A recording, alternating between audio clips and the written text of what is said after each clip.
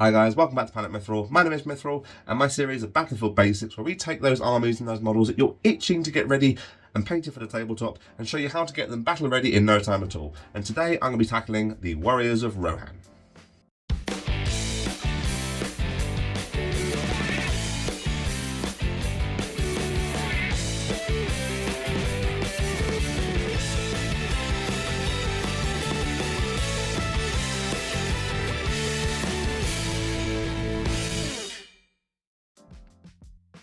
Of course, it wasn't going to be long into the series' inception that I once again tackled what is probably most people's favourite army in Middle-earth.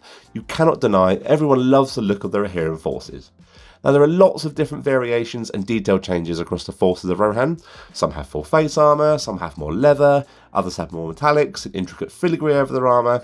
So it's my attempt to show you here today a general guide which can be applied to the vast majority of Rohan sculpts and should only need minor tweaking if any of those slightly more outlandish armour sets should work their way into your force.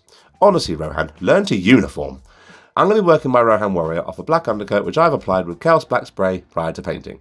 Brush is ready, let's get to it. The face and any exposed hands on my Rohirrim are being base coated using Bugmans Glow.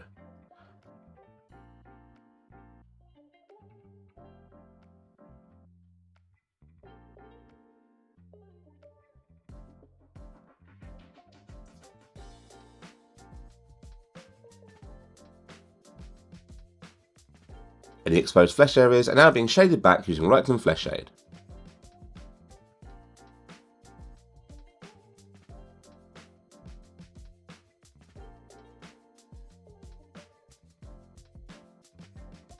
When this is dried, it's time to apply a layer to the skin using Cadian Fleshtone, leaving the Reikland showing in the recesses which show under any of the helmets and between their fingers, bringing structure to their faces and definition to their hands.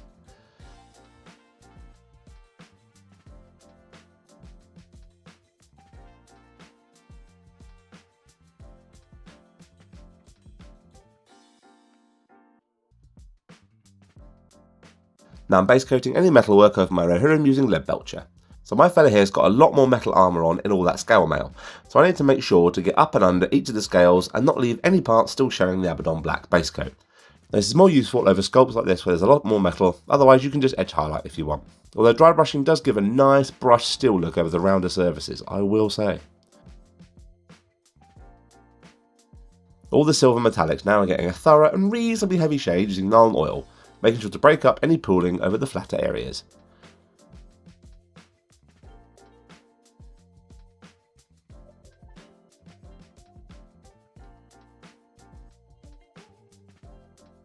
With my shade now thoroughly dry, I'm taking a small rounded dry brush and giving the scale mail a dry brush highlight using Ironbreaker. Generally speaking, any areas to really make sure you hit are any chainmail, any armour, helmet inners and weapon tips.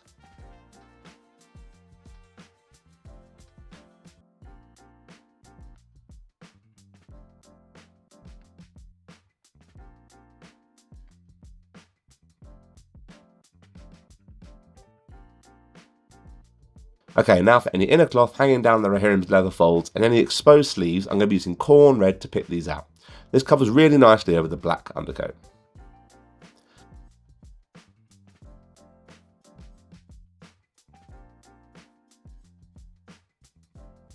This is being followed up with a quick shade using Carroburg Crimson.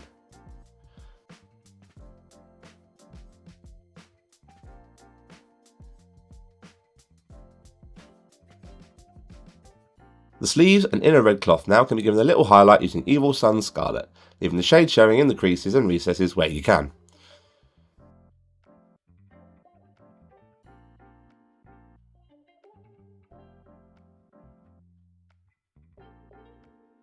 I'm giving the hair a base coat using Steel Legion Drab. It's worth noting that if your Rohirrim has any facial hair here as well, then that should follow the same process as the hair. My guy appears to be clean shaven.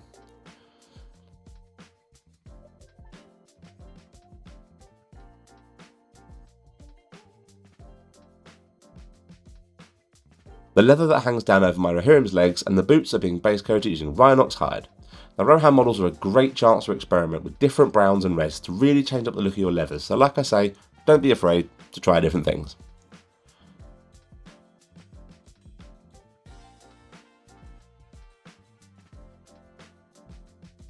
the shin guards, spear shaft and shield reverse now I'm giving a base coat using Dryad Bark, which is subtly different and much less glossy than the Rhinox.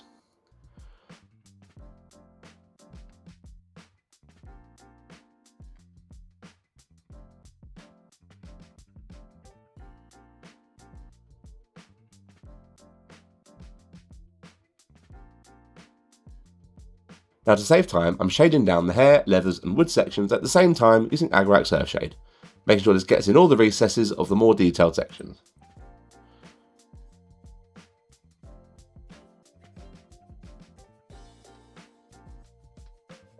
Now I'm going to layer up my leather sections by applying Doombull Brown and focusing on framing any leather panels and raised folds across the material. This is where you should take free rein to experiment with colours. For example, Baneblade Brown will give a more cracked and worn look. Something like Tusk or Fur will be more sun bleached. The world is your leathery oyster. Don't enjoy that I said that.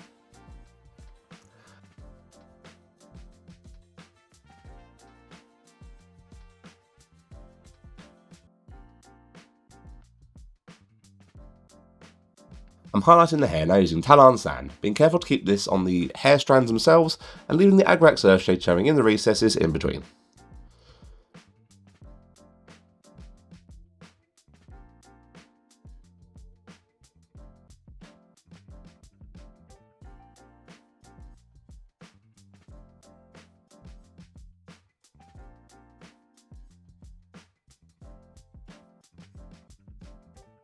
There are a few hand axes and belts up on my Rohan which I haven't yet painted in, but I'm doing this now and I'm using Dryad Bark to match the rest of the wood tones.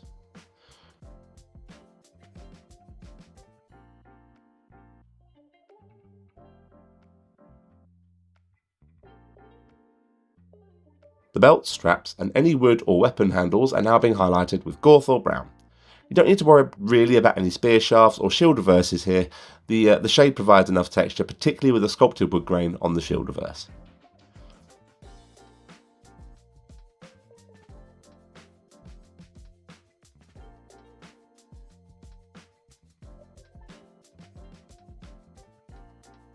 Now it's time to tackle this characteristic Rohan green robes and shields, which are oh so recognisable in Middle-earth.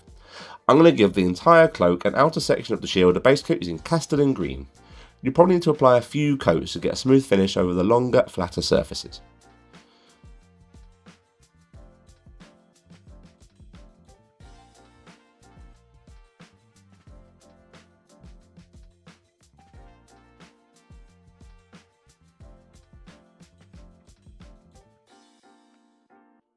Both the shield and the cloak now are getting shaded using Athonian Camoshade, breaking up pooling over the straighter lines of the cloak surface and letting it sink into the wood grain texture on the shield outer.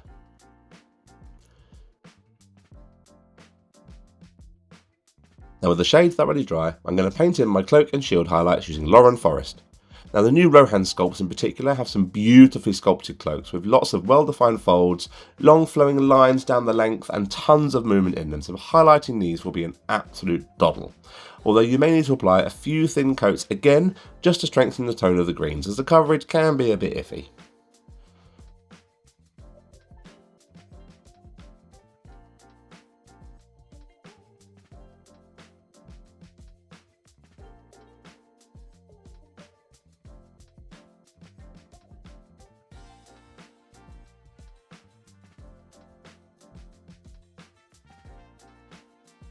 Now I'm picking out all the gold detail over my Rohan using Runelord Brass. This can vary from sculpt to sculpt, but generally speaking you're looking at any banding over the helmets, rims of forearm and shin armour, clasps, fastenings and of course the centre of the shield.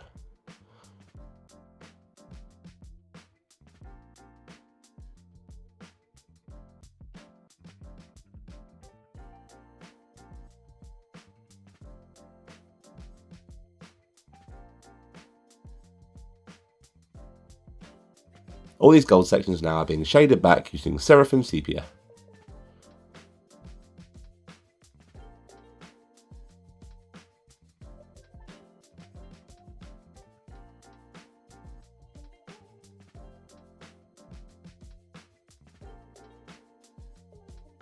And then all the golds are getting a layer using Canoptek Alloy to really hammer home the washed out burnished look that Rohan have.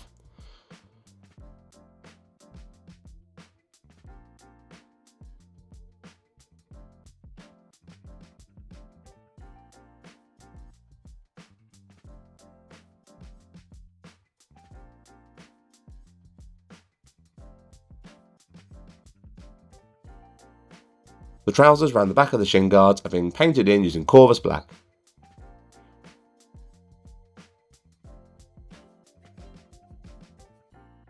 And the final step is to tackle the pattern on the front of the shield.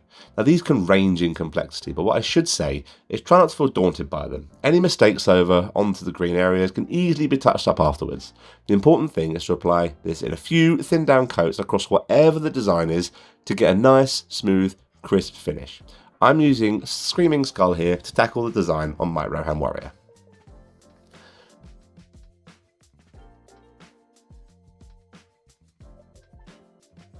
There you are, the first of your Rohirrim army, albeit without his horse, but that's subject for another Battlefield Basics video. Trust me. The Rohan models are a great chance to practice and hone your skills, as there are so many varied textures across the range, and you'll see how with minimal changes you can really create an entire army that feels unique. For basing tips and tricks, head on over and check out my Battlefield Basics. For basing tips and tricks, please head over and check out my 5-minute bases and Battlefield Basics basing playlist.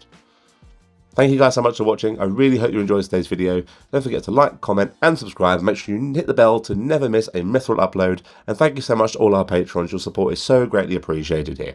Until next time guys, take care, and as always, happy hobbying.